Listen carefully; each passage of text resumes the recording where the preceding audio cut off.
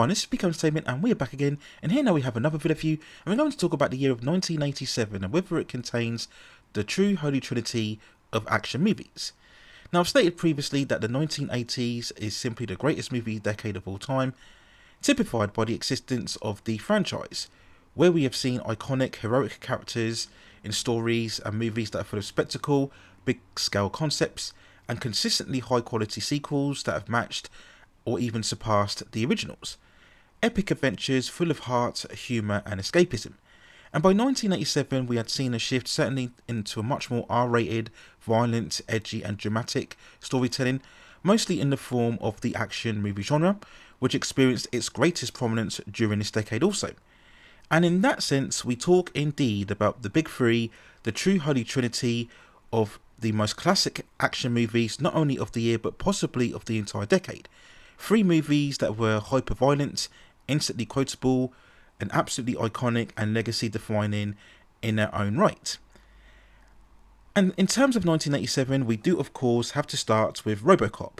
Paul Verhoeven's classic action story sees Peter Weller's innocent cop Alex Murphy brutally gunned down by notorious criminals, and then later revived as a hulking metallic cyborg policeman assigned to eliminate the criminal element in the aspiring futuristic city of New Detroit.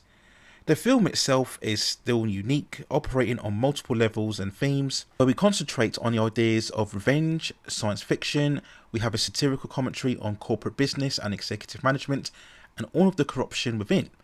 We have the impact of the police force and the economic state of the city.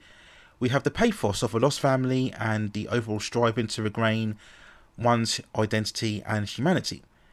And to call RoboCop simply an action movie almost seems like a disservice. But many years later, it still remains a truly savage, violent movie full of profanity and humour. We have an absolutely epic musical score from Basil Poledouris. And overall, it's just one of those films that is a product of its time that you just can't replicate or improve on. And that's been proven with the many inferior sequels and also the 2014 reboot. RoboCop back here was a big hit at the time, and very well critically received, and it remains still not only one of the best movies of 1987, but also one of the greatest action movies, or indeed films, of the entire decade.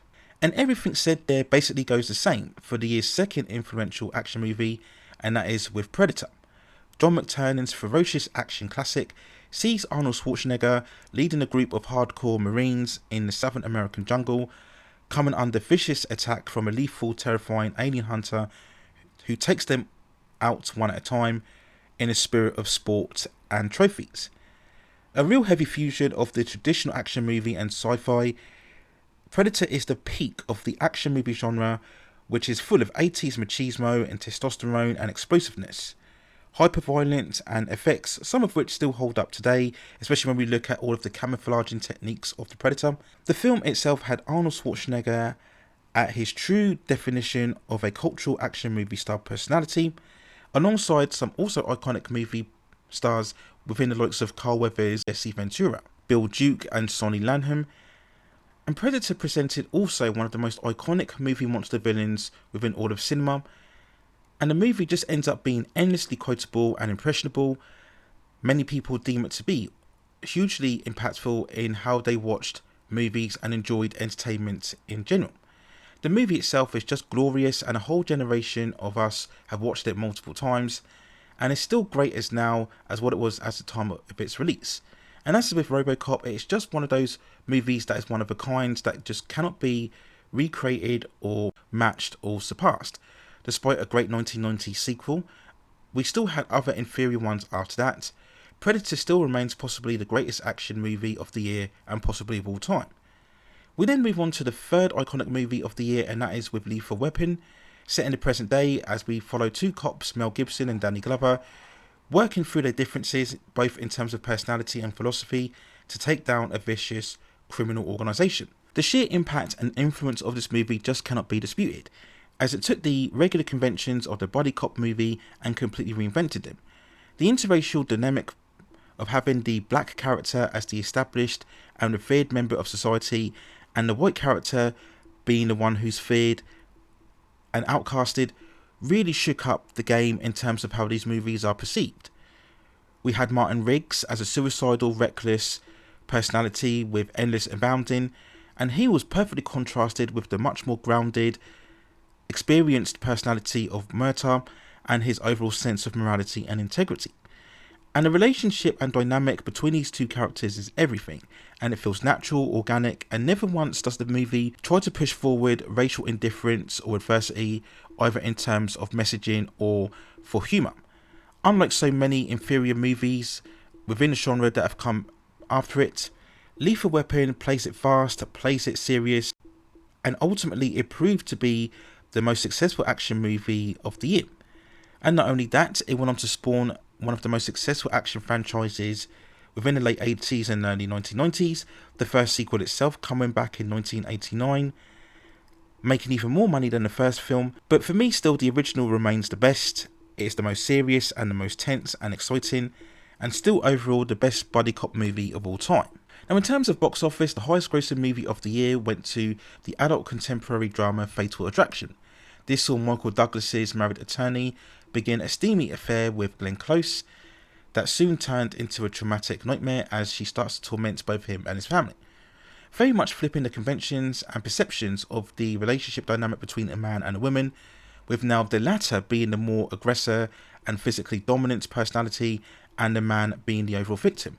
Sparking much debate and controversy at the time, the film overall smashed it at the box office with over $320 million worldwide, and really catapulted the adult erotic drama or thriller genre into the mainstream for support exploitation of success. Michael Douglas also cemented his status as one of the decade's biggest stars in the same year with the movie Wall Street. His iconic role as corporate stock titan Gordon Gekko, which saw him leading young, eager broker Charlie Sheen into the life of the fast track and success, while also compromising his morals at the same time. Douglas's great performance created one of the true iconic villains of the 1980s, and he was rightly rewarded at the Academy Awards for winning the Oscar for Best Actor for his overall role. So a great year for Douglas, and once more furthering on his success within the year and the decade. Another major superstar, Eddie Murphy, maintained his high profile also in the action comedy sequel Beverly Hills Cop 2, which saw the return of the Detroit cop Axel Foley, teaming alongside his fellow cops to stop a group of highly professional bank robbers. Now, whilst the movie wasn't as well received critically as the first film, the sequel had much more action and a very long-legged blonde Bridget Nielsen, and that was more than enough to make it a major blockbuster within 1987, grossing over $300 million worldwide. Michael J. Fox continued his prominence throughout the decade, following up both the major successes of Teen Wolf and Back to the Future with the comedy drama The Secret of My Success, playing the failing graduate who then falses a fake identity to rise up the business ladder, living it fast and enjoying the rich and affluent life.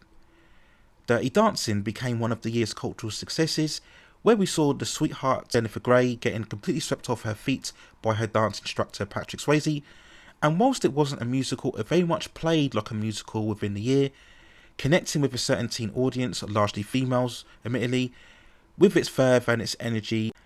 And really that's what it was at the heart of it. Despite the themes of a class divide, this is really nothing more than an innocent, fluffy romantic tale, and despite that, it still proved to be a major hit within the theatres. Now, 1987 was also significant for the arrival of comedic star Robin Williams, who had a previous career on television, and we saw him brought forward into the cinematic landscape with the comedy war drama Good Morning Vietnam. This is where he played DJ Adrian Courneur, making a large impact on the radio airwaves within Saigon. And Williams' eccentric and electrifying performance style was more than enough, perhaps too much in certain people's opinion, to make this movie one of the biggest hits within the later half of the season. Now, 1987 was also significant for one of cinema's most greatest cultural action heroes in James Bond.